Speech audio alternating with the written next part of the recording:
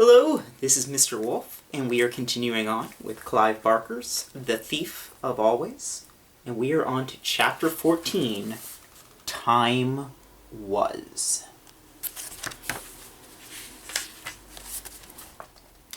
It took the boys an hour to reach the center of town, and there, given that their houses lay in opposite directions, they parted company.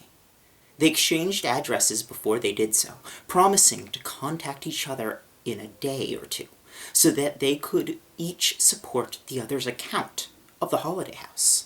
It would be difficult to make people believe all that had happened to them, but perhaps they'd have a better chance if two voices told the same tale. "I know what you did back there," Wendell said just before they parted. "You saved my life." "You would have done the same thing for me," Harvey said. Wendell looked doubtful. "I might have wanted to," he said, somewhat abashed. "But I've never been very brave." "We escaped together," Harvey said. "I couldn't have done it without you." "Really?" "Really." Wendell brightened at this. "Yeah," he said. "I guess that's right. Well, I'll be seeing ya." And with that, they went their separate ways. It was still several hours before daybreak, and the streets were virtually deserted. So for Harvey, it was a long, lonely trudge home. He was tired and a little saddened by his farewell to Wendell, but the thought of the welcome he'd get when he reached his home doorstep put a spring in his step. It put a spring in his heels. Several times he wondered if he'd gone astray, because the streets he passed through were unfamiliar. One neighborhood was extremely fancy, the houses and the cars parked outside them slicker than anything he'd set eyes on.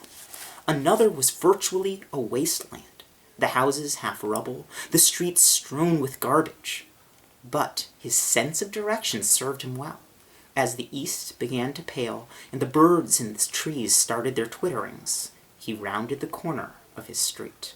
His weary legs broke into a joyful dash and brought him to the step, panting for breath and ready to fall into his parents' arms. He knocked on the door. There was no sound from the house at first, which didn't surprise him given the hour. He knocked again and again.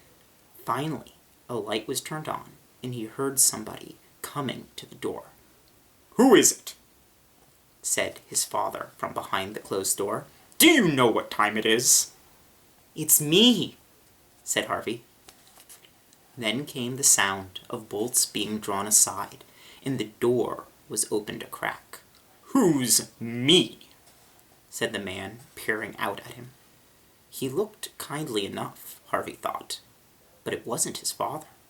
This was a much older man, his hair almost white, his face thin. He had a badly trimmed mustache and a furrow of a frown. "What do you want?" he said. Before Harvey could reply, a woman's voice said, "Come away from the door."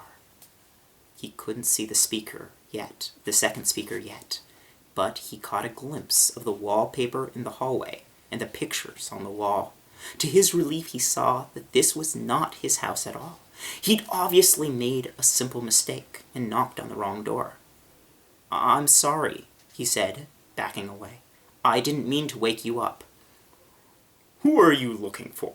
the man wanted to know, opening the door a little wider. "Are you one of the Smith kids?" He started to dig in the pocket of his dressing gown, and brought out a pair of spectacles. He can't even see me properly, Harvey thought. Poor old man.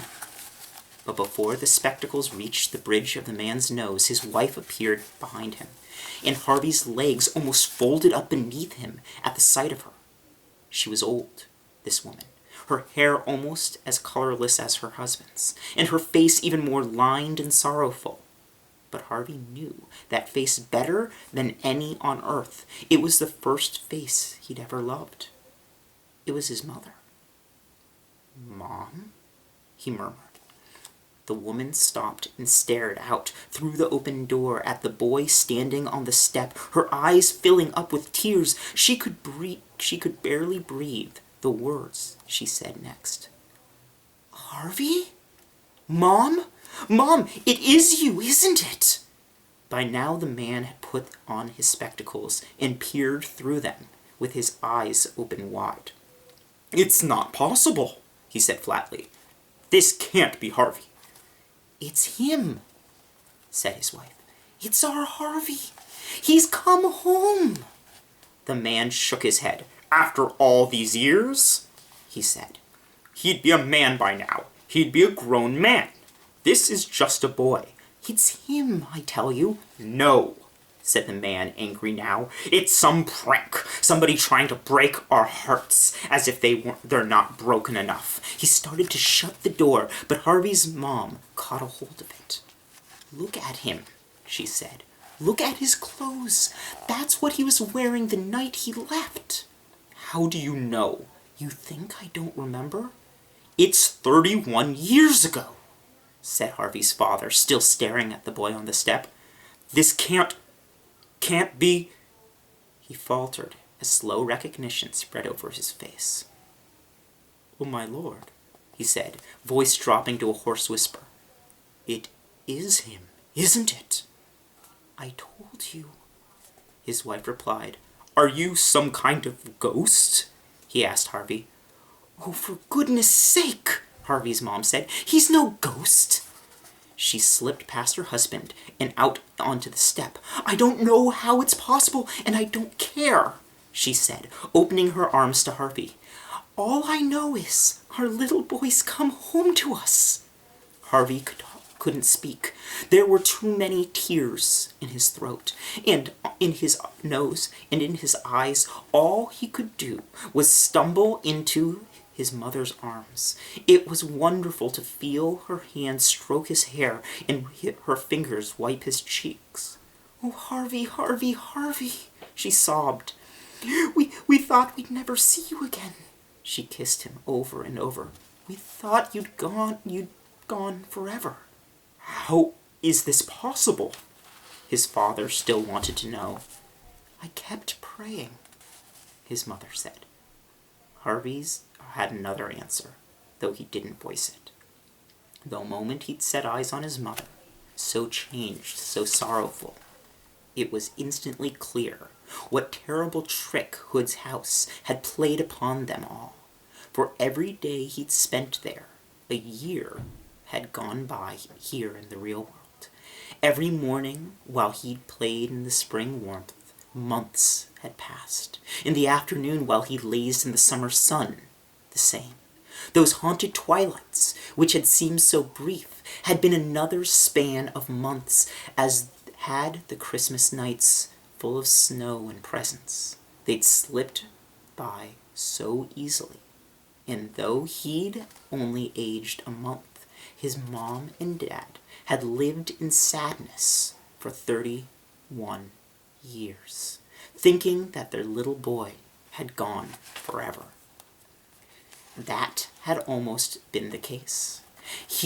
If he'd remained in the House of Illusions, distracted by its petty pleasures, a whole lifetime would have gone by here in the real world, and his soul would have become Hood's property.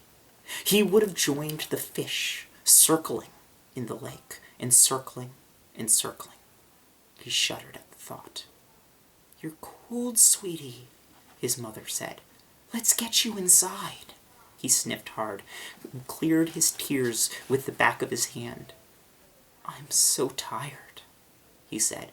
"I'll make a bed for you straight away." "No, I want to tell you what happened before I go to sleep," he replied. "It's a long story, 31 years long." And once again our chapter ends with the mask. Thank you so much for listening, and I'll see you again soon.